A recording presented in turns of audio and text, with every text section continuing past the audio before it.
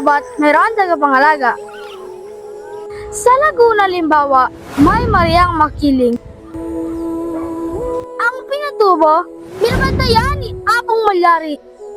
Sa bundok ng Arayat, ang nununong diwata ay si Mariang Sinukuan. Bait siya sa mga nangangailangan ng tulong. Pero pag may sinaktan ka sa gubat niya, mabigat ang parusa ng diwata. Diwata, diwata. Gutom ang abutin natin kapag wala tayong magkukuhang pagkain. Ayoko lang magayat sa mga hayop na pinaparusahan niya. Anong kwentong kaibangan naman yan? Noong araw kasi, sa kaharian ni Mariang Sinukuan.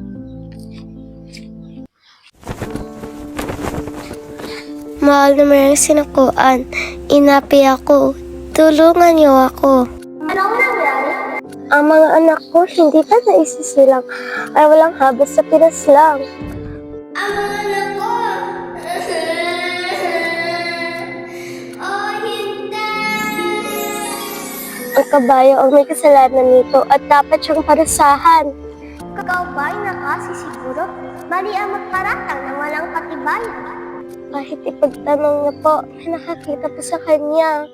Kuneho, kunyango, hanapin at kabayo para harapin ang bintang ng ibon. Makasusunod po. Kabayo! Kabayo! Hihihi, wala siya dyan. Dali siyang umalis. Mukhang balisa. Saan siya nagpunta? Ba't ang dami na tanong, ha? Kadiri, ano yan? Natatanggal ang buntot ng butiki pag takot. Sir, huwag niyo nga itamay. Parang awa niyo na. May asawa at hindi pa ko nasa apilang maasa. Gumos dili ka, Kuneho, baka siya magalit si Sinukuan.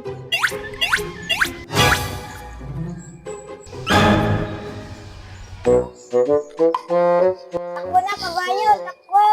Hoy, hinto! Minto ka! Kunay mo masaktan!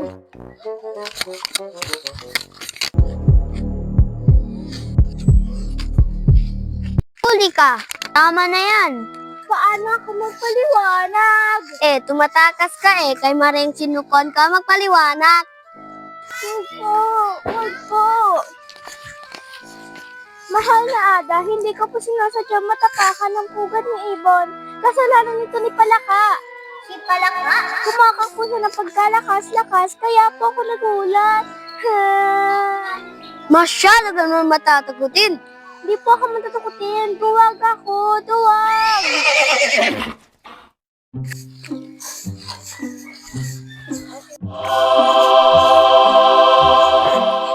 Alam mo na siguro kung bakit kami nandito. Wala akong kasalanan, kaya wala akong dapat ikabahala. Wala na akong sumuko.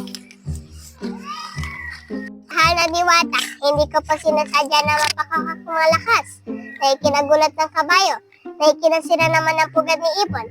Sa totoo lang, si Pagong ko ang pinagmulan ng lahat. Bakit si Pagong dapat sisihin? Nananahimik lang po ako noon. Pinagmumunihan ang kahulugan ng buhay. Nang bigla ko pong naninig si Pagong nang sumisigaw ng sunog, sunog. Sa takot ko, napakokot ako ng malakas. Kung gano'n, papuntahin ang Pagong dito. Saan bang pinto? Ano ba? Hindi natin kailangan ng pinto. Sandali, ayan na siya, ayan na. Nadurog pa daw ang itlog ng ibon at dahil daw sa'yo, ipinagtatawag ka ni Mariang Sinukuan. Magpaliwanag ka na lang kay Mariang Sinukuan. Sumama ka sa amin. Ang sa akin lang po. Sino bang hindi magdadala ng sariling bahay kapag nakikita ng apoy? Itong bahay na lang ang meron ako. Lahat ng aking alaala nandito. Kapag nasunog to, parang binuran niyo na rin ako sa mundo.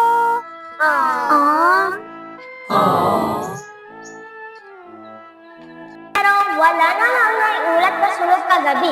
Nagsisinungaling ka yata. Hindi po. Kalilinis ko lang po ng bahay ko nang nakita ko si Alitaptap. Lumilipad papalapit sa akin. May dala siyang apoy. Gusto niya sunugin ang bahay ko. Huwag niyo po palapitin si Alitaptap sa akin. Susunugin niya ang bahay ko. Turuan na ang nangyayari. Nasaan ba si Alitaptap? Papuntahin siya rito. Bale, natulog daw ng kabayo ang itlog ng ibon. Nanatakot siya sa palaka, nanatakot sa bago, nanatakot sa litakta. Baka maubos natin ang mga hayop sa gubat bago matapos ang pasulit. Parang naaning na po na siya. Tara, takot ako eh. Huwag kang luluwag, halika na. Kami na kayo ano? Anong sinasabi mo? Kakampi kayo nila mo. Hindi! Ba't nasama sa usapan sila mo? Ipinagtatawag ka ni Mariang Sinukuan. Bakit ako lang ang dapat tungulin sila mo? Pwes, nasaan sila mo?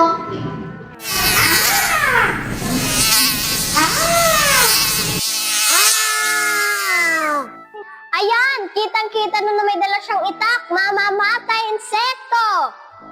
Anong ibig sabihin nito? Pakawalan niyo ako! Dinodogib ka namin. Akala mo hindi kita kaya? Sa ngalan ni Mariang Sinukuan. Sinukuan? Tamang-tama! Ngayon sunubok ako. Dalhin niyo ako sa banya! Sila mo kung may sala, may dala siyang itak. Siyang nagtangka ng bahay ko! Ikaw magaling nagsisisigaw na may sunog. Kita niyo yan? Kala mo kung sino siya kumakak? Paano mga itlog ko? Maibabalik pa ba sila? Ha? Nagkagulo kayo lahat dahil sa takot. Ako ang tunay na biktima. Wala ko inagrabyado ng bigla si Piting ni Alimango at naang gumaling kinagat sinumbulan ko siyang para maghiganti. Alimango, ikaw ang nagsimula nito? Humarap ka sa akin!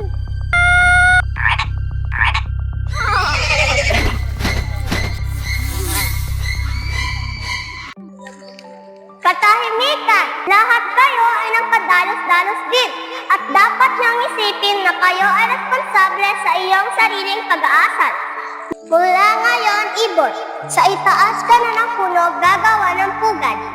Ikaw naman, kabayo, lalayuan ka ng marami dahil magiging ugali mo na ang pagsipa at pagdamba. Palaka, dahil hindi ka nag-iisip bago buksan ang bibig, yang kokak na magiging boses mo sa habang panahon. Pagong, dahil masyadong mamahal ang iyong ari-arian, hindi ka na mahihiwalay sa iyong bahay. Ikaalitap-tap, dahil nanininda ka gamit ang iyong lampara, dadalhin mo na yan habang buhay. Alam mo, hinahantulan kita ng 1 linggong pagkakakulong dahil sa pagdala mo ng itak sa aking hukuman. At nang pakulan, nangako siyang hanapin ang alimango kahit saan ito magtago. Mula noon, lagi na siyang umaligid sa lahat ng butas kahit sa tenga ng tao. Aray! Hala, ay na si Maria. Naku naman. Bakit niyo kinukuha yung sa inyo? Bilisan mo, Diego. Kailangan natin makalabas ng gubat. Bakit? Mabigat ang sako. Anong nangyari sa baboy na mo? Umalis na kayo bago pa kayo gawing baboy na mo! Iyon ang uling pagkakataon na nagpakita si Mariang Sinukuan. Sa pagdaan ng panahon, kinalimutan na si Mariang Sinukuan. Nawala ang tinig ng mustisya sa bundok Arayat. Pinutol mga puno, hindi nilubayan ang paguri sa mga hayop at namayani ang kasakiman ng tao. Wala na kasi ang bantay ng kagubatan. Ang tuwi na gubat, ang mapait na parusa ni Mariang Sinukuan. Pero naniniwala ko, balang araw, babalik din siya para ibalik ang ganda ng bundok. Babalik siya kapag natuto na tayong pangalagaan ang kalikasan.